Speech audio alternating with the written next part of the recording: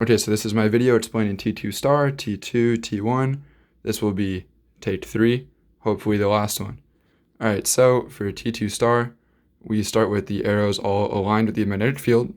And then what happens is the A pulse goes on, the arrows go up to that 90-degree position. And then this is where we have our maximum output on the oscilloscope. And then this one is relatively straightforward. We turn off both pulses. And then these arrows slowly start to go back towards their equilibrium position, the position they want to be in, which is 0 on the oscilloscope. They stay aligned the whole time. It may have looked like as I was moving them, they are misaligned, but they stay aligned the whole time. And then that is the entirety of T2 star. Next, we have T2, sorry. And for T2, we have the A pulse turn on, and the A pulse puts them at a 90-degree position. And then here's the difference, is that when both pulses are off, these arrows start to move back towards equilibrium, but in this case, they do become misaligned. So they become spread out a little bit, which gives us a range of values on the oscilloscope, as opposed to nice clear values. And so the way that we mitigate that is with a B pulse.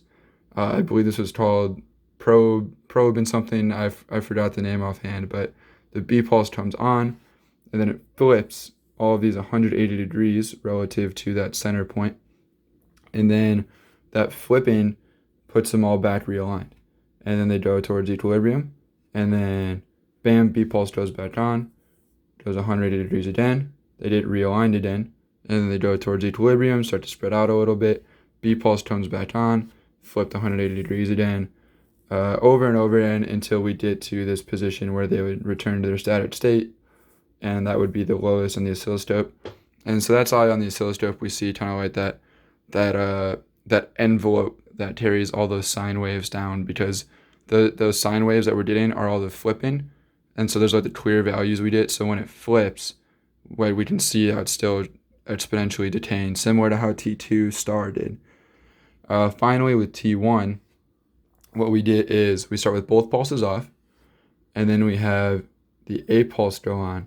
So the A pulse goes on, we have our maximum value, and then I'm not entirely sure, to be honest, but what I believe is that what's happening is, as we saw with the experiment through the data and through the analysis, is that the longer amount of time that we had for the B pulse, the more output we got on our oscilloscope.